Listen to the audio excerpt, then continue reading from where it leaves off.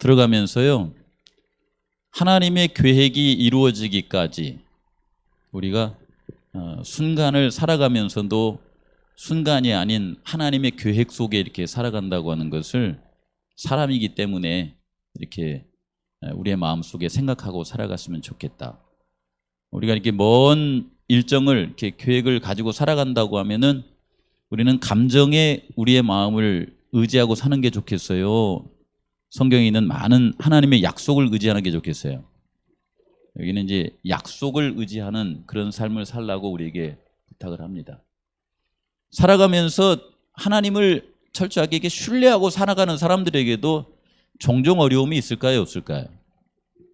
많이 있죠. 그렇죠. 어떤 때는 하나님의 택하신 분들에게 두드러진 그런 그 어려움을 당하는 그런 경우도 많이 봅니다. 그래서 여기 보시면 나는 나의 병고를 허락하신 하나님의 목적을 밝히 파악할 수 없지만 그 이유를 우리가 다 알아요, 몰라요?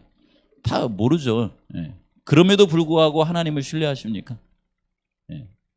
이분은 이제 그럼에도 불구하고 하나님께서는 내 인생에 가장 좋은 것이 무엇인 줄을 나보다 더 잘 아시기 때문에 그분께 나의 혼과 몸과 영을 맡기며 살 것이다, 이런 말씀을 합니다. 참 귀한 말씀 같아요. 요즘 이제 한국 같은 경우는 그 모든 음식이 먹을 때 맛있습니까? 아니면 먹고 나서 건강에 좋은 음식들을 많이 먹습니까? 라면 뭐 이런 먹을 때 맛이 좋아야죠. 그렇죠. 예. 그리고 그렇게 음식을 또 만듭니다. 또 그렇게 만들어야 장사도 잘 되고. 우리가 밖에 나가서 돈 주고 먹는데 맛없는 거 먹는 사람 별로 없잖아요. 얼마 전에 저기 어디에 저쪽 어디야 세화 좀 더 내려가서 거기 식당에 갔더니 밥을 먹는데 그냥 그 두유로 만든 빵에다가 그다음에 밭에서 난 채소를 그냥 썰어서 내왔어요. 이게 밭에서 난 채소를 거기 그냥 빵 속에다 집어넣어가지고. 그래서 이걸 이렇게 가격을 봤더니 다른 집에서는 요리를 해가지고 9,000원 받는 음식을 요리도 별로 안 한 것 같은데 뭐 사과를 깎아서 이렇게 그냥 채쳐가지고 넣고 이런 음식을 13,000원, 5,000원 받더라고요. 에이씨 진짜 요리도 안 하는 음식을 갖다 이렇게 그냥 광고만 떠들썩하게 해놔갖고 13,000원, 5,000원. 음료수도 그냥 이게 갈아 갖고 내놓은 거예요. 이렇게 그냥 설탕도 많이 안 넣고. 별로 반갑지 않았어요. 근데 그걸 먹으면 어때요? 비건 음식이라고 하고 건강에 좋다는 거예요. 또 그걸 생각해서 먹으러 오시는 여행객도 있고. 그렇죠? 여기 디모데후서에 있는 말씀에 보시면은 이런 말씀이 있습니다. 하나님께서 우리에게 주신 복음은요, 이 복음을 통해서 우리의 삶 가운데 때로 고난이 있다는 거예요. 고난을 받되 부끄러워하지 아니하면 내가 믿는 자를 내가 알고 또한 내가 의탁한 것을 그날까지 그가 지켜주실 것을 내가 안다. 그렇죠? 이런 사이에서 우리의 삶 가운데 고난이 온다고 하면 사도 바울은 그 고난을 달게 받겠다. 그렇게 기쁘게 가겠다. 이런 말씀을 우리에게 해주고 있습니다. 이런 삶은 쉬워요, 어려워요? 사실은 쉽지 않죠. 그래서 여기에 밑에 무슨 얘기를 하냐면 훈련에 관한 얘기를 하는 거예요. 훈련. 영적으로 그런 훈련을 많이 해야 된다는 것입니다. 이 훈련을 하지 않으면 잘 안 나와요, 이것이요. 그래서 오늘 그 총 주제가 뭐냐면은 시련 중에 기다림에 관한 말씀입니다. 시련 중에 기다림. 기억절에 보시면 오직 성령의 열매는 뭐라고 그랬어요? 오래 참으라. 이렇게 오래 참으라. 이번 태풍 예고를 며칠 정도 했던 것 같아요. 이번 태풍 예고를 거의 일주일은 넘은 것 같죠. 그렇죠. 이게 이제 유튜브 문화가 발달하다 보니까 유튜브 조회를 많이 올리려면은 뭐 이번에 태풍 올라온 것뿐만 아니라 작년 뭐 재작년 뭐 3년 전 5년 전 영상까지 다 끌어모아 가지고 영상을 만들어야 된답니다. 그걸 만들어 가지고 5분이나 7분 만에 그 조회수를 올려야 된대요.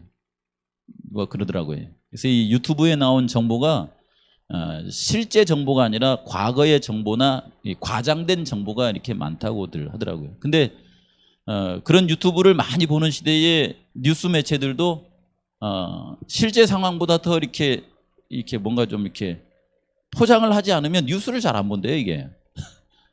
그 뉴스 그 조회수가 줄어들면 어떻게 되겠어요? 방송국의 수입이 줄어든대요, 이렇게. 그건 하는 말이고요. 어쨌든 이번 태풍의 예고를 미리 해줘 가지고 같이 기도도 하고 또 어디 저기 그 어디 그 바닷가를 지나가다 보니까 2층 집인데 밧줄로 동여매 놨더라고 이렇게. 날아갈까 봐서 집을 갖다 밧줄로 동여매 놨어. 예.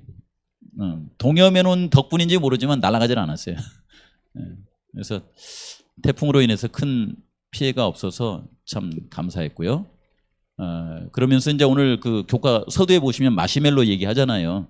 마시멜로 얘기하면서 그 마시멜로 혹시 드셔보셨어요? 이렇게 마시멜로 맛이 어떤가요? 달콤하죠.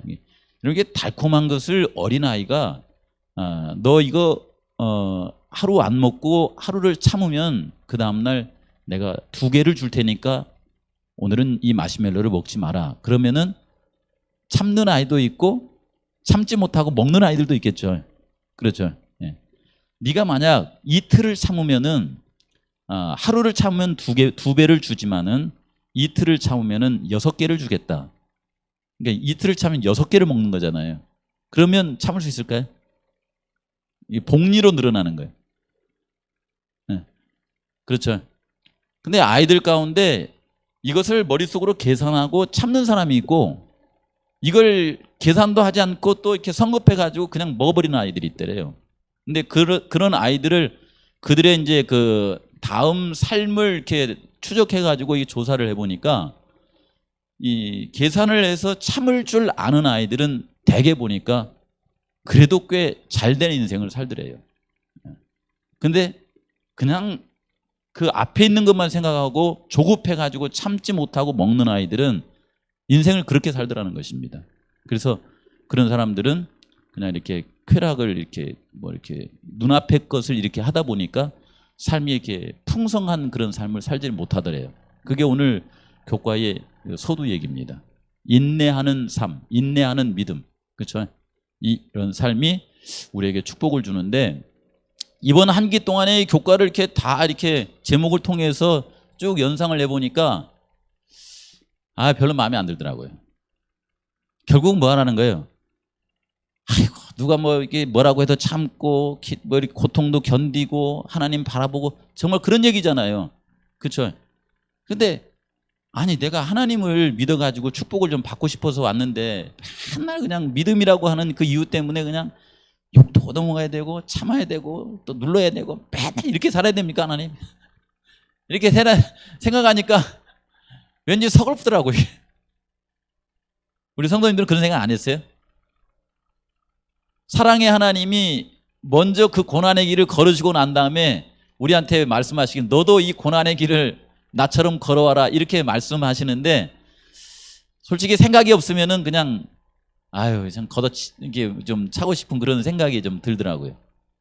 그런데 이번 이제 오늘이 11번째인가요? 11번째 공부하시면서 우리 성도님들의 마음속에 그래 삶의 고난이 오면 예수님을 생각하면서 기도하면서 참고 온유한 마음으로 살아가 봐야지라고 하는 그런 생각이 조금씩 드십니까? 드세요? 드셔야 성공적인데 그냥 이렇게 그냥 다 지나가 버리고 그래도 화딱지가 납니다. 그러면은 안 되는데 이게 아는 거하고 또요 아는 거하고 우리의 마음의 이 고난이 찾아왔을 때의 그 고난을 해석하고 하나님을 의지하고 인내하는 근육을 키우는 거하고는 또 다릅니다. 이것은 또 달라요. 네. 성도들의 인내가 뭐 여기 있나니 뭐 우리 교회 처음 들어올 때부터 그거 배웠잖아요. 성도들의 인내가 여기 있나니 저희는 하나님의 계명을 지키며 예수의 믿음을 지키는 자니라 이렇게 했잖아요. 그렇죠? 하나님의 계명의 내용이 사실은 여기 다 들어가 있는 거잖아요. 이렇게 그 계명 지키면서 이게 잘 이렇게 막 인내해져요. 그 계명은 사랑이라고 그랬는데 사랑의 그 속성들이 내 속에서 이렇게 필요할 때 그것이 잘 이렇게 실행이 되고 그것 때문에 그것을 맺히기 위해서 마치 그 봄부터 가을까지 농사를 짓듯이 그렇게 잘 실행이 됩니까? 성도들의 인내가 여기 있나니 하나님의 계명을 지키며 했는데 안식일날 교회 나오는 것은 잘 되는데 그 계명의 속성이 내 속에서 잘 실현이 돼요, 이것이요? 에이, 그렇죠. 제가 보니까 일반 사람들에 비해서 재림교회 성도들이 막 인내심이 이렇게 강한가라고 이렇게 물어보면은 높은 점수를 줄 수 있을 것 같아요. 원래 채식 먹은 사람들이, 채식하는 사람들이 성질이 더 급한 거 아세요? 육식을 하면 난폭해지는 것이지요. 그렇죠? 그렇잖아요. 근데 채식을 하는 그 뭡니까 이게 뭐 있어요? 우리가 노루나 뭐 이런 그 채식하는 동물이라고 그래서 다 막 소처럼 온순하고 그러지는 또 않아요. 그렇죠? 뭐 어쨌든 그건 그렇고, 그래서 제가 이런 공부를 할 때 무슨 생각이 드냐면 이걸 잘 이해하지 못하면 하나님 마치 군대를 면제해 준 것처럼 저는 고난에서 좀 면제해 주시면 안 됩니까? 이렇게 기도하고 싶은 생각은 안 드세요?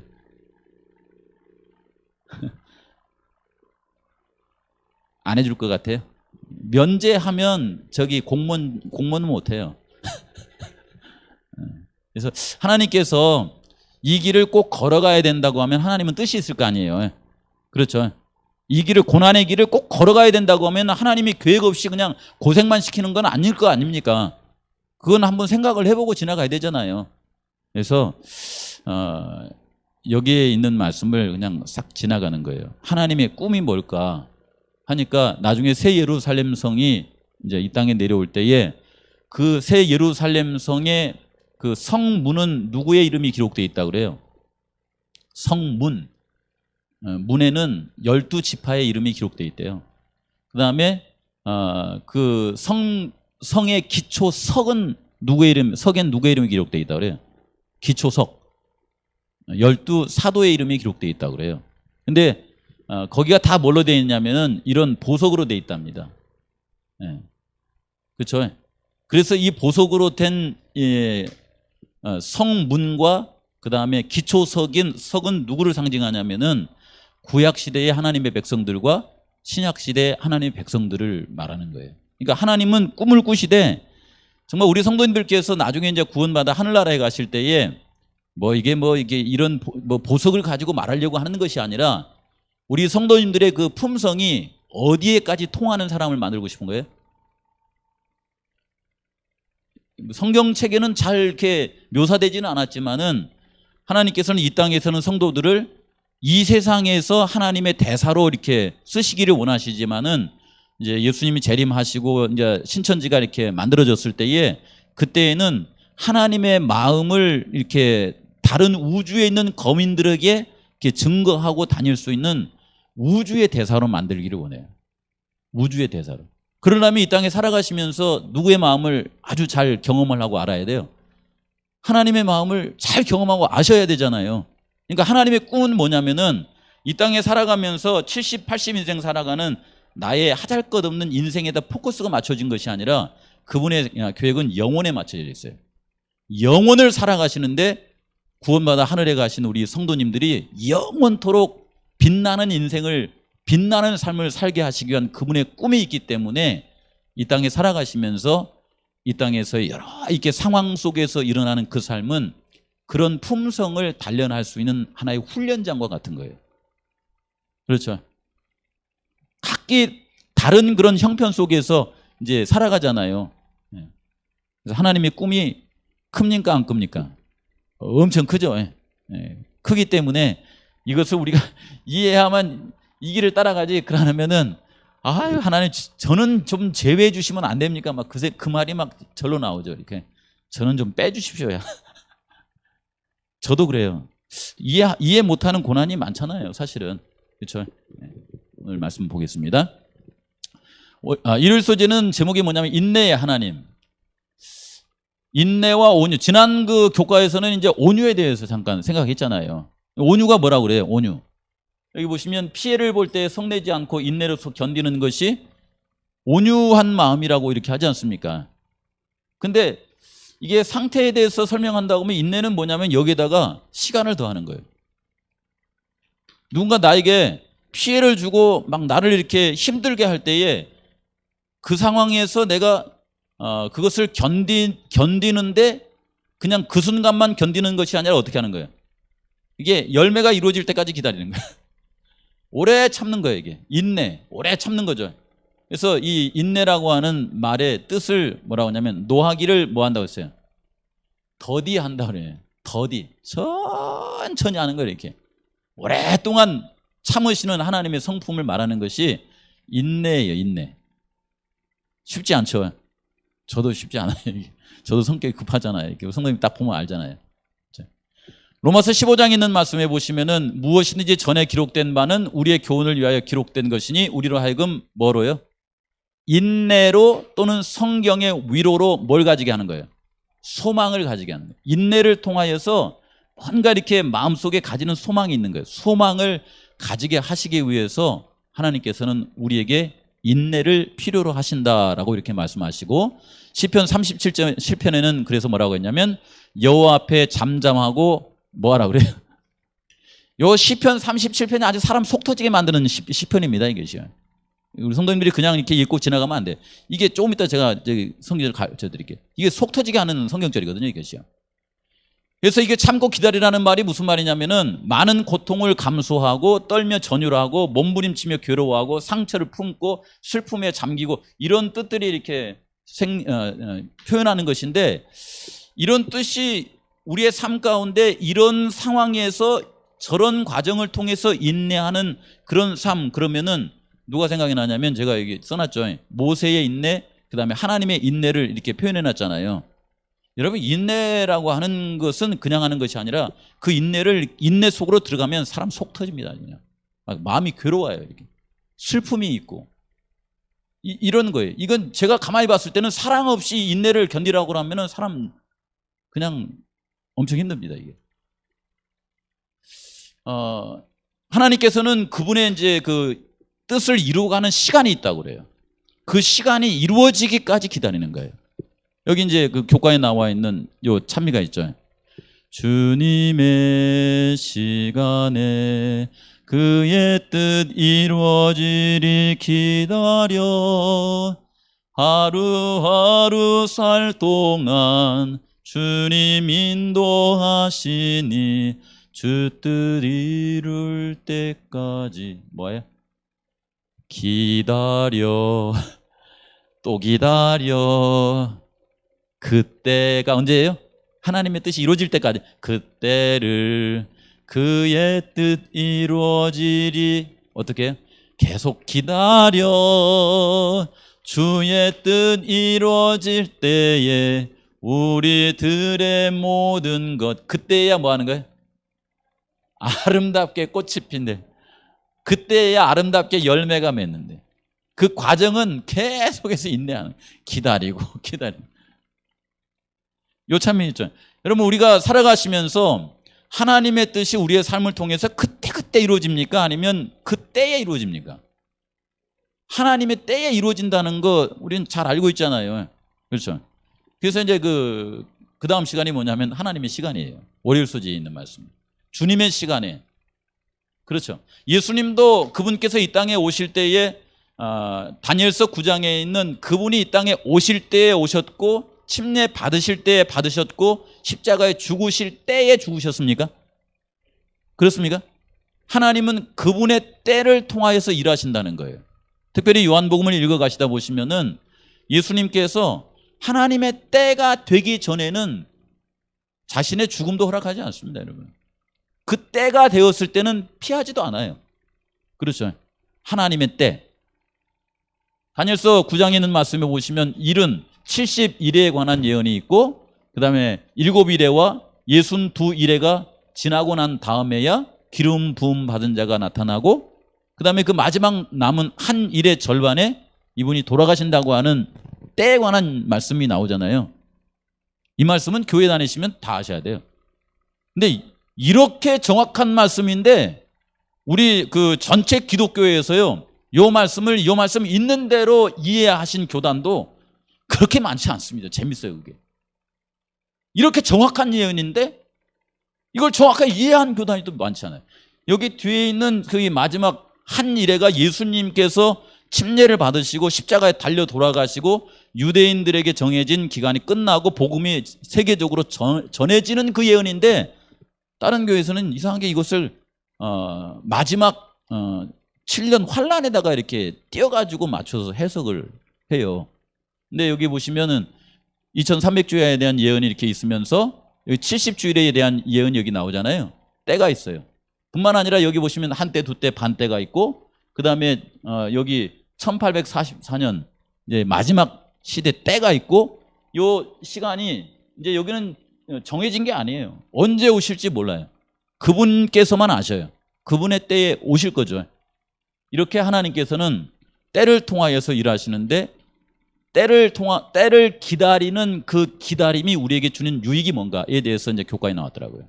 제가 한번 읽어볼게요. 첫째는, 기다림은 우리의 관심을 사물로부터 돌려 누구에게로 향하게 만든다? 하나님에게 향하게 만든다. 이거 굉장히 중요하더라고요. 기다림이라고 하는 것은 사물이나 세상에 이 포커스를 맞추지 않고 우리의 이게 믿음의 눈을 하나님한테 딱 맞추게 하는 거예요. 이렇게 우리 성도님들 하나님한테 맞추고 사시길 바래요. 둘째는 뭐냐면, 우리 자신의 동기와 욕망을 더욱 분명하게 보이게 해주세요. 내가 이것이 육신적인 마음에서 하는 것인지 성령을 의지해서 하게 하는 것인지, 이것이 내 마음을 이렇게 드러내 보여주세요. 이거 드러내 보여주셔야 됩니다. 어떤 분은 내 육체를 따라서만 교회 섬기다가 그렇게 인생이 끝나버리면 예수님 재림할 때에 예수님 맞이할 수 있어요, 없어요? 그건 없습니다, 여러분. 그리고 신앙생활을 내 육체의 그 욕망에 따라서 할 수도 있어요, 없어요? 할 수 있습니까, 없습니까? 육체의 욕망으로 가려가지고 이 성도들한테 다 인정받고 신앙생활 할 수도 있어요, 없어요? 있어요. 예를 들어 돈만 많으면요, 제가 얼마든지 할 수 있습니다. 제가 잘 못생기고 돈이 없어서 그렇지, 필요할 때 밥 사주고, 그 다음에 잘 먹여주고, 여행도 때때로 맞춰서 시켜주고, 교회 필요할 때 재정도 내놓고, 그러면 인기 얻어요, 안 얻어요? 인기 얻죠. 그렇죠. 그러다가 선거 때가 되면은 장로님 시켜줘요, 안 시켜줘요? 시켜주죠. 교회가 낡았어요. 뭐 내 재산에 비하면은 이까지 것 뭐 100회 중에 하나 떼면은 교회 엄청나게 잘 지을 수 있으니까 내가 100회 중에 하나 떼서 교회 지어버려야지. 졌어요. 그러면 교회에서 가족이 인정받아요, 안 받아요? 가족이 인정받죠. 그렇게 육신적인 욕망을 따라서도 하나님을 섬길 수가 있어요, 없어요? 있어요. 그렇게 계속 살아가다 보면 이 사람은 교회를 뭘 위해서 다녀요? 자기 마음속에 있는 욕망을 채우기 위해서 다닐 수가 있는 것입니다. 근데 그렇게 인생을 끝내버린다고 하면은 자기 욕망이 안 맞으면 하늘나라에 가요, 안 가요? 가도 싫어요. 하늘나라에 내 욕망을 안 맞춰주니까. 그래서 기다림은 자신의 동기와 욕망을 분명하게 보여준다고 합니다. 셋째는, 인내 곧 영적 체력을 기르도록 도와주는데, 이 영적 체력은 뭐냐면은 우리가 살아가면서 신앙이라고 하는 것은 내 육체의 욕망을 따라 사는 거예요, 아니면 성령의 요구에 따라 사는 거예요? 성령의 요구에 따라서 사는 것인데, 그것을 영적인 삶이라고 그래요. 성령의 요구에 따라서 내 의지를 하나님께 드리는 거예요. 근데 이것은 마치 체력과가 돼가지고서 이걸 훈련을 하지 않으면 이것이 습관이 돼가지고 내 품성이 되지를 않습니다, 이것이요. 그래서 이런 기회를 통해서, 기다림을 통해서 내 영적인 체력을 이렇게 길러주는 기회가 된다, 이렇게 표현을 했어요. 네 번째는, 믿음과 신뢰와 같은 많은 영적 힘을 개발할 수 있어요. 새로운 것을 자꾸 개발하게 해주고, 다섯 번째는 하나님의 더 큰 계획과 섭리가 성취되도록 이끌어주고, 그 인내의 과정을 통하여서, 기다림의 과정을 통하여서 하나님의 계획이 내가 생각한 것보다 더 크게 이루어주시는 거예요. 그걸 경험하는 것입니다. 여섯째는, 기다림의 이유를 모를 때에 믿음으로서 사는 법을 뭐 하는 거예요? 배우는 거예요. 믿음이라고 하는 것은 이런 하나님의 어떤 그분의 계획 속에 우리가 자신을 던졌을 때에 그 믿음이 작다가 자꾸만 커지는 것 같아요, 이렇게. 마치 다니엘이 17살 때에 믿음이 좋았을까요? 아니면 그의 나이 70, 그러니까 87세, 거의 이제 그 아흔이 다 되었을 때 믿음이 더 좋았을까요? 우리 성도님들 생각했을 때는. 그러겠죠. 그게 정상이겠죠. 예를 들어서 17살 때 믿음은 뭐냐면은, 난 포도주와 육류는 먹지 않습니다, 이런 믿음이었다고 하면은, 그의 87살 때의 믿음은 뭐였냐면은, 하나님, 제가 죄인입니다. 우리 동족들의 죄를 용서해 주십시오. 이런 그 기도가 나오잖아요. 다니엘서 9장에 보시면. 자기가 의인이라고 말을 하지 않아요, 이게. 그렇게 믿음이 이렇게 성장하는 것을 우리에게 보여줍니다. 여러분, 기다림으로 얻는 유익과 기다려주지 못함으로 아쉬웠던 적 있으시죠? 한국 사람들은 기다리는 거 좋아해요, 안 좋아해요? 문화 자체가 안 좋아해요. 그렇죠? 빨리빨리 이렇게 하잖아요, 이렇게. 근데 빨리빨리 해가지고 손해본 적도 있죠? 많죠? 실수도 많죠. 기다리기는 어렵지만 기다렸을 때의 유익을 얻은 것도 있어요, 없어요? 있으시죠? 시간이 많이 지나는데 오늘 그 교과는 참 실질적인 말씀을 주는 것 같아요. 여기 오면 기다림의 실물 교훈 누구를 말을 해요? 다윗의 모든 삶이 다 기다림의 미학입니까? 모든 삶이? 그러지는 않아요. 다만 그 다윗의 일부의 삶을 통하여서 기다림이 얼마나 좋은 것인가를 이게 다윗을 통해서 보여주는 것입니다. 그 가운데 다윗의 왕이 되기 전까지의 초년의 삶을 잠깐 보여주는 것 같아요. 참 이때 다윗은 정말 이렇게 순수한 믿음을 갖고 있었던 것 같아요. 여기 보시면은 사무엘서 16장에 보시면은 사무엘을 통하여서 기름 부음을 받은 다윗이 나오잖아요. 기름 부음을 받았을 당시에 다윗이 몇 살 정도 됐을까요? 대략. 그 다음에 사무엘서 17장에 보시면은 골리앗을 만군의 하나님의 이름으로 이렇게 나가가지고 그냥 멋지게 이렇게 무찔렀던 그때 당시에 다윗의 나이. 대략 이렇게 보시면은 예를 들어서 다니엘이 이 바벨론으로 포로로 끌려갔을 때 나이나 다윗이 이렇게 그 기름 부음을 받았을 때 나이를 한 17, 그러니까 우리가 어린 소년 다윗이라고 그러는데 사실은 그거보다는 청소년 다윗이라고 말하는 게 맞을 거라고 그래요. 청소년 다윗 아니면 청년 다윗 이게 맞을 거예요. 근데 애들한테 가르치기 위해서 어린 소년 다윗은 이렇게 얘기하죠. 어쨌든 이 사무엘상 17장, 사무엘상 16장의 다윗과 그다음에 이제 그가 그런 믿음의 행적을 통하여서 이제 이 사울의 경계의 대상이 되잖아요. 경계의 대상. 뭐 딸까지 이렇게 결혼을 시켜준다고 하더니 뭐지 안 시키고 막 하면서 이제 기회만 되면 막 이 다윗의 신앙적 삶이 누구를 이렇게 자극해 이렇게요. 사울의 마음을 계속 자극을 하는 거예요. 그래서 그냥 때만 되면 어떻게 하려고 그래 이게. 때만 되면 죽이려고 그래 이렇게. 그래서 이제 도망가는 신세가 되어가지고 살아가는데 도망자의 세월을 어느 정도 보내요? 거의 보니까 10여 년을 보냅니다. 10여 년을. 도망자의 삶을. 그러나 하나님께서 17살의 사무엘을 통하여서 기름 부어주신 하나님께서는 이 나라의 왕을 사울 이어서 이 나라의 왕을 누구를 삼기를 마음속에 계획했어요? 다윗을 삼기로 계획했고 그것을 누구도 알았어요? 사울도 알았지만 또 누구? 요나단도 알고 있었죠. 특별히 그걸 누구도 정확하게 알고 있었겠습니까? 다윗 자신도 알고 있었어요. 다윗 자신도. 하나님의 뜻이 그거라고 하는 것을요.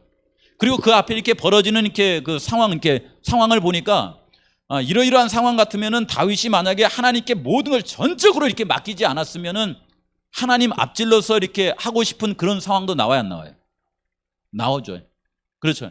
그 엔게디 이게 광야에서 보면 이렇게 자기 앞에 있잖아 이게. 신하들도 그러잖아요. 지금이 기회입니다. 이렇게 하잖아요. 시황무제도 그러잖아요. 지금이 기회입니다. 이렇게 하는데도 불구하고 다윗은 자신이 하나님의 일을 수행하지 않고 하나님께서 그분의 일을 하시도록 그때를 기다려 안 기다려요? 요걸 기다리는 거예요. 이 다윗이 이게 멋있는 장면이라는 것입니다. 마승용이 같았으면 어떻게 했을까요?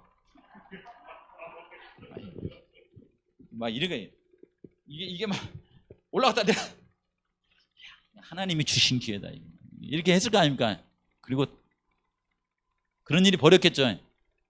저는 다윗의 이런 모습을 보고서 다윗은 정말 하나님의 때를 하나님께 일하시는 그 시간을 기다릴 줄 아는 그런 사람이었구나. 특별히 그가 이 엔게디 황무의 그 광야에서 그 굴속에서 그 사울의 그 옷자락을 뱄잖아요. 그 옷자락을 벤 것까지로라도 마음에 막 찔림을 받아가지고 괴로워하는 그런 모습을 보면서 이 사람은 정말 하나님을 기다릴 줄 아는 그런 사람이었다라고 하는 생각이 들어요. 다윗은 중심에 하나님을 모신 그런 사람이었습니다. 그래서 그의 시편을 이렇게 계속 보시면은 계속해서 이 얘기가 나오는 거예요. 여호와는 나의 힘이시고 여호와는 나의 왕이시고 여호와는 나의 목자시고 여호와는 나의 피난처시고 여호와는 나의 반석 방패. 그의 삶 가운데 모든 그 필요한 것을 여호와는 그분이시다라고 하는 것을 계속 얘기하는 거예요. 근데 이게 얼마나 멋진 삶인지 아십니까? 이게 우리가 몰라서 그러는데 실제로 이것을 우리의 삶 가운데 특별히 연세가 드시면서 하나님한테 그냥 이렇게 그냥 이게 매여 사세요. 그냥 그러면 엄청난 축복이 임할 것입니다. 제가 이 설교를 준비하다가 좀 마음이 이렇게 부산해 가지고서는 마음을 평안하게 하는 음악 해가지고서는 이렇게 유튜브가 나왔길래 그걸 딱 눌렀어요. 그랬더니 피아노 이제 음과 이렇게 다른 악기를 음으로 했고 마음을 편안하게 하는 음이 쫙 나오더라고요. 예. 처음에 진짜 좋았어요. 이게 내가 무슨 생각까지 했냐면은 이거 참 찬미가보다 더 좋네. 이렇게 하고 들었거든요. 예. 3분이 지났어요. 5분이 지났어요. 설교를 준비하면서 7분이 지났어요. 근데 이상한 느낌이 들었어요. 뭔 느낌이 들었냐면은 마치 그 사공 없는 배 있죠. 사공 없는 배가 바다 위에 떠 있는 그 느낌이 제 마음속에 들어요. 사공이 없어요. 그 배를 저어 가려면은 사공이 있어야 될 거 아닙니까? 그렇죠. 그런 느낌이 드는 거예요. 그래서 얼른 돌려버렸어요. 제가 돌려버렸습니다. 요즘 이제 우리 주변에 교회에 자신의 그 삶을 맡기는 사람보다도 마음 수련을 통하여서 자신의 삶을 살아가는 사람들이 굉장히 많아졌습니다. 그 마음 수련을 하시는 분들이 요가도 하고 그다음에 뭐 이렇게 숲속에 가서 이렇게 명상도 하고 이렇게 하세요. 근데 그 이 가르침에 보면은 늘 이렇게 주인이 누구냐면 자기 자신이거나 무의 무 없어요. 이걸 가르칩니다. 이런 가르침이 사람들에게 솔깃해야 안 해요. 특별히 기독교가 욕을 먹고 있을 때는 더 솔깃해야 안 해요. 기독교가 욕을 먹고 있을 때는 솔깃하죠. 그렇죠. 무조건 깨끗한 것 같잖아요. 그런데 거기에 뭐가 없냐면은 주인이 없어요. 주인이 없으니까 다른 사람이 침범하기 좋겠죠. 근데 이게 다윗의 시편에서는 그의 주인을 분명하게 명시를 하는 거예요. 주는 여호와는 나의 반석이시요 나의 생명이시요 나의 피난처시요 나의 요새시요 나의 산성이시요. 이렇게 하나님이 그의 삶 가운데 주인이 되시는 거예요. 우리 성도님들께서 이것의 차이가 무엇인가를 가만히 생각해 보시고 내 인생에 계획이 없는 삶 속의 평안이 아니고 하나님께서 나를 통해서 계획하신 삶을 살아가는 동안에 때로 고난이 올지라도 하나님이 나를 이끌어 가시는 삶에 대해서 깊이 생각해 보세요. 그러면 시편이 이렇게 들려올 겁니다. 이거구나. 내용을 굳이 이렇게 막 깊이 파가지 않더라도 하나님이 나의 주인이시구나 이런 생각. 다윗이 그런 삶을 살았더라고요. 보니까 다윗이. 아시겠죠? 우리 성도님들의 운명을 표류하는 그 강에다가 이렇게 띄워놓듯이 띄워놓지 마시고 저의 운명은 누가 책임져 주세요? 하나님이 책임져 주십시오. 이렇게 하면서 하나님을 받아들이고 살아가는 그런 삶을 살라라고 하는 것입니다. 그렇죠? 교과에 보시면은 이런 삶에 대해서 뭐라고 이렇게 설명을 해놨냐면 하나님의 선물은 그분의 손을 통해 그분께서 정하신 때에 받을 때 가장 큰 축복이 되는데 콩나물은 기르기는 쉽지만은 오래 가야 안 가요. 오래 가지 않죠. 도토리는 자라는데 여러 해가 걸리지만은 여기 우리 저기 홍기성 성도님 집 앞에 그 벚나무 있잖아요. 그게 자빠져 버렸더라고요. 그 가로수로 만든 것이. 근데 자연적으로 이렇게 난 도토리 나무 같은 경우는 바람이 와도 이 뿌리채 뽑혀갖고 자빠집니까? 안 자빠집니까? 잘 자빠지지 않습니다. 하나님께서는 마지막까지 견뎌서 하나님의 나라에 추수될 수 있는 그런 사람을 원하시는 것 같더라고요. 그 다음에 이제 수요일 소재 조급함의 문제, 조급함. 이 조급함의 대상으로 예로 누구를 드러났냐면은 엘리야를 드러났습니다. 엘리야. 엘리야 생각하니까 또 제 생각이 자꾸 나더라고요. 여러분 엘리야의 삶을 보시면은 엘리야가 처음에 이렇게 나와가지고 이 땅에 가뭄이 이렇게 뭐 이렇게 여러 해가 있을 것이다라고 이렇게 선포했을 때 그때부터 그가 그리시네가에서 그 까마귀 뭡니까 그 조달해준 음식 먹고 그 다음에 사르밧 과부한테 가서 이렇게 그 뭡니까 도움을 받아서 살고 하는 그 세월이 몇 년인지 아세요? 3년. 그렇죠. 3년이 지나서 이제 나타나가지고 갈멜산에서 그 바알의 선지자들하고 이렇게 하잖아요. 이렇게. 그렇죠. 그래서 여기 세월이 있어요. 이렇게 갈멜산에서 정상에서 최고의 승리를 거뒀어요. 근데 이런 엘리야가 누구의 말 한마디에 그냥 주랭랑을 칩니까? 그 이세벨이라고 하는, 확실히 남자는 여자한테 약한 것 같아요. 이세벨이 그냥 앙칼지게 한마디 해버리니까 어때요? 한마디 하니까 그냥 겁이 덜썩 나가지고서는 도망을 갔는데 어떻게 도망가봐요? 이게 내가 지도를 넣는 곳이 왜 지도를 넣어놨냐면은 여기서 승리를 거뒀거든요. 갈멜산에서. 이스라엘까지 제가 보니까 그냥 뭐 이렇게 뭐 한 15km, 뭐 10km, 20km 뭐 이 정도밖에 안 돼요, 이게. 근데 여기 이스라엘에서 이세벨을 말을 듣고서는 이 부엘세바까지 도망갔는데 부엘세바까지 도망가는 동안에 쉬었던 기록이 안 나와. 냈다 갔다는 기록밖에 안 나와요. 근데 그 거리가 몇 킬로냐면 120km에서 160km래요. 어마어마하게. 그러니까 여자가 무섭긴 무서워요. 사정없이 도망가 버린 거예요. 그 여기서 이제 겨우 하나님께서 이게 주신 음식을 먹고서는 더 도망을 갔는데 부엘세바에서 어디까지 가버렸냐면 호렙산까지 가버린 거예요. 호렙산까지의 거리는요, 제가 보니까 한 200에서 250km 더 가야 돼요. 이렇게 40일 주야를 이렇게 갔어요. 그러니까 밤에도 안심이 안 돼가지고 가가지고 시내 호렙산에 가가지고도 안심이 돼가지고 어디로 숨어버렸어요? 굴 속에 가 숨어버린 거예요. 그렇게 숨어버린 엘리야한테 와가지고 하나님께서 하신 말이 뭐였었냐면은, 엘리야야 너 뭐하고 있냐 이거 한 거예요. 엘리야야 너 지금 뭐 하고 있냐, 이게 이제 하나님께서 물으신 질문이었습니다. 그렇죠. 이런 그 경우가 우리의 삶 가운데도 종종 있습니까, 없습니까? 엘리야는 큰 선지자잖아요. 구약의 대표적인 선지자지 않습니까? 그럼에도 불구하고 엘리야에게도 이런 일이 있을 수 있다고 하면 우리도 있을 수 있어요, 없어요? 우리도 이런 일이 있을 수 있다라고 하는 것입니다. 그래서 이 수요일 소지를 통해서 우리에게 주시는 교훈은 뭐냐면은, 그냥 내가 가진 어떤 고유의 어떤 믿음 신뢰하지 마시고요, 하나님의 약속과 하나님의 말씀을 붙드는 믿음을 계속해서 훈련하라는 것입니다. 이게 훈련하지 아니하면 이것이 필요할 때 잘 안 나온다는 거예요, 이것이요. 그렇죠. 그래서 인내와 기다림이라고 하는 것은 하나님께서 우리를 얼마나 사랑하시는지, 그분의 방법이 얼마나 이렇게 최선이고 우리를 이렇게 좋은 길로 이끄시는지를 알아서 그것을 신뢰하고 자꾸 따라가는 그런 훈련을 하라는 것입니다. 저한테 좀 필요한 것 같아요. 제가 자꾸 그런다니까요. 그냥 상황이 좋으면 했다가 상황이 안 좋으면 아이고 죽겠네, 이게 자꾸 조울증 같은 그런 그 믿음이 있어요, 저한테. 그다음에 장로님들이 좀 좋아지면 아이고 내가 대단한 갑다 했다가 또 뭐라고 그랬더니 조울증을 내고 아이고 그냥 코가 석자가 빠져갖고, 이게 이래요. 뭔가 이제 성공한 것 같으면 대단한 것 같고, 그다음에 실패하는 것 같으면 또 코가 아이고 목회를 이제 그만해야 되겠네, 못 하겠네 이제. 왔다리 갔다리 하는 거. 이게 왜 그래? 이게 근육에 힘이 없어서 그렇다는 거예요. 좀 길러야 될 것 같아요. 저도 지금 고백을 하는 겁니다. 지금 상황이 뭐라고 하는지 아세요? 아이고 하나님, 저는 그냥 60세까지만 하다가 그냥 하랍니다. 그렇게 그러다가 뭐가 잘 되면은 그냥 65세 그냥 정년 때까지 한번 해보려면 여기 뭐냐면은 신뢰하는 믿음을 개발하고 가꾸고 양육하여 주님의 뜻과 함께하는 것이 우리에게 굉장히 중요하다라고 하는 것을 가르쳐 주기 위한 거예요. 마지막 이겁니다. 주 안에서 뭐를 배우라고요? 기뻐하기를 배우라 하면서 시편 37편에 있는 말씀하시는데, 주 여호와를 기뻐하라, 그가 내 마음의 소원을 내게 이루어 주시리라, 이렇게 말했죠. 이게 누구의 시편이냐면 루터의 시편이래요. 그리고 재림교인들의 시편이에요. 이거 여기가 뭐가 있냐면 성도들의 인내가 여기 있나니라고 하는 내용이 들어가 있는 거예요. 욥기를 축약한 거나 마찬가지예요, 이것이. 이런 것인데 제가 물어볼게요. 사람들이 우리에게 적대적으로 행동할 때 그에 대해서 우리는 어떻게 반응합니까? 어떻게 반응하세요?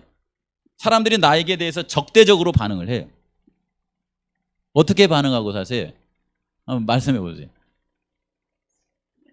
근데 이렇게 써놨잖아요. 이렇게 온유, 인내, 관용, 이해로 대하면 내 마음의 위로를 받습니까? 아니면 상처를 받습니까?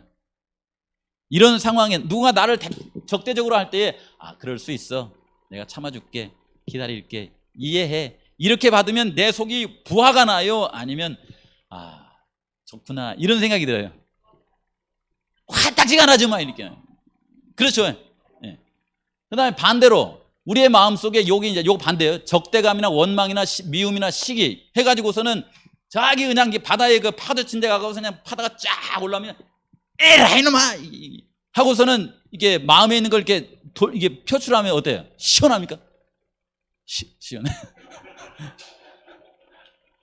여기 뭐라 하냐면 이렇게 반응하면 내 마음이 위로를 받는가 상처를 이게 그렇대요. 오늘 이제 정리하면서요. 사람이 살아가면서 이런 상황이 이렇게 딱 받아들였을 때에 여기 뭐라고 했냐면은 본능적으로 내는 마음이 있대요. 여기 화를 내거나 자신을 정당화하기 위해서 하는 반응이 있대요. 이 마음을 뭐라고 표현했냐면은 이제 그 영어 성경에 보면 이런 게 잘 나와요. 여기 보면 old nature 해서 내 원래 마음이야 이게. 그 다음에 여기 뭐라고 했어요? simple desires라고 했죠. simple 이게 죄된 마음에서 나오는 그런 반응이에요 이것이. 근데 이렇게 반응하면 어때요? 좋아요? 좋긴 좋은데 후회합니까? 그렇죠. 그런 거 있잖아요. 그걸 얘기해 주는 거예요. 그래서 이 시편 37편 다윗이 우리가 살아갈 때 어떤 삶을 권하냐면요. 이런 삶을 권하는 거야. 나 이게 이 시편이 마음에 안 들어요 별로. 근데 그냥 하나님의 말씀이니까 같이 봐야 돼 이게. 여기 보시면 악을 행하는 자들 때문에 뭐 하지 말라고 그래요? 그 다음에 불의를 행하는 자들을 뭐 하지 말라고 그래요? 이게 내가 홍 장모님한테 악을 행할 때는 저도 역시 불편하지 않을 수 있습니다. 그렇죠? 그 다음에 우리 김희경 집사님한테 그 이 불의를 행할 때에 제가 시기하지 않을 수 있어요. 근데 내 자식한테 악을 행하거나 내 와이프한테 불의를 행하면 어때요? 죽는 거야. 근데 뭐라고 하냐면 그거 하지 말래요. 여기 시편 57편 37편도 보면 내 길을 여호와께 맡기라. 그를 의지하면 그가 이루시고 내 의를 빛같이 나타내시며 그 공의를 정오의 빛같이 하시리로다. 여호와 앞에 잠잠하고 참고 기다리라. 자기의 길이 형통하며 악한 꾀를 이루는 자 때문에 불평하지 말지어다. 분을 그치고 노를 버리고 불평하지 마라. 오히려 악을 만들 뿐이라. 이게 이제 그 다윗이 써놓은 거잖아요. 그렇죠?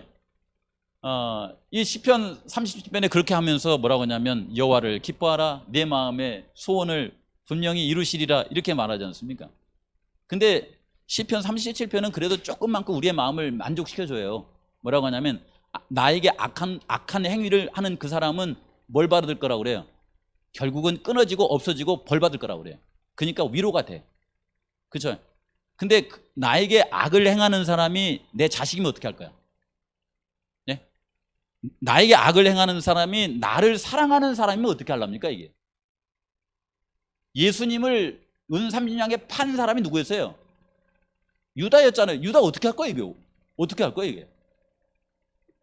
그도 죽는다고 했을 때 마음의 위로를 그게 안 되겠죠. 이럴 때에 우리가 어떻게 살면 좋을까 이런 생각을 합니다. 그래서 우리 성도님들이 평생 성경을 이렇게 펴고 사시면서 오늘 결론이 이거예요.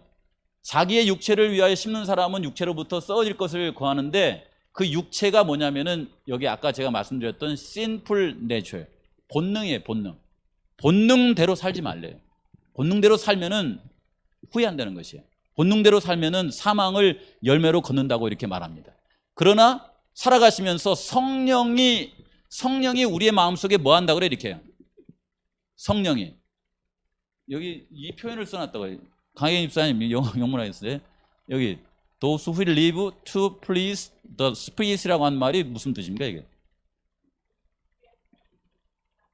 네. 그러니까 이 성령이 기쁘게 한다라고 하는 표현도 되지만 마치 성령이 그 로마서 8장에 보면 뭐 한다고 그래 이게? 부탁한다는 거예요. 그런 뜻으로도 참 생각을 해봤어요. 그래서 그렇게 사는 사람들은 결국은 어떤 삶을 사냐면은 영원한 생명을 얻을 것이다 이렇게 나왔더라고요. 이렇게 하면 어느 길을 걸어가시겠어요? 대충 아시겠죠? 여기 마칩시다. 하나님께서 원하시는 그런 삶을 살아가시기 때문에 하나님을 신뢰하는 자는 결국은 어떤 사람이냐면 행복한 사람이다 이렇게 말하고 있습니다. 하나님을 신뢰하는 사람. 아이고 여기까지 오기가 너무 힘드네. 그렇죠. 저도 힘들고 장로님들도 힘들어요 안 힘들어요? 강자님도 힘드시죠? 저도 힘들어요. 이게 알아야 이것이 되는 거 아닙니까 이것이. 모르고서는 어렵잖아요 이렇게요. 그래서 교회정에 보시면은 이런 걸 알면서 믿음 생활을 하는 여러분들이요, 주 안에서 기쁘게 사십시오. 그분 안에서 편안하게 쉬면서 하나님을, 예수님을 굳게 붙드시면서 그렇게 뭐하고 사십시오? 오늘 주제가 인내하고 사십시오. 인내하고 그렇게 사시고 명절 잘 보내시길 바랍니다. 하나님 아버지, 저희에게 비록 부족하지만은 하나님의 구속의 경륜을 깊이 깨달아서 주의 성령을 의지하여 주님께서 예수님 재림하실 때에 주님의 사람으로, 영원히 살 사람으로 추수되어질 수 있도록 온유하게 살 뿐만 아니라 인내하며 살아갈 수 있는 저희가 되게 하여 주시옵소서. 금방 후회하고 금방 아파하고 금방 회개할 그런 삶보다는 주님 안에서 좋은 열매 맺을 수 있는 그런 삶을 믿음으로 선택하며 인내하며 그렇게 살아가는 우리 모든 성도님들 될 수 있도록 축복하여 주시옵소서. 우리 성도님들 가운데 지난 태풍으로 인하여서 조금의 피해를 보신 분들도 위로하여 주시고, 질고로 인하여서 고생하신 분들이 계십니다. 하나님, 이런 하나님 의지함으로 말미암아 질고가 치료함을 받고 회복하여서 함께 하나님 의지하고 살아갈 수 있도록 은혜를 허락하옵시기를 예수의 이름으로 기도합니다.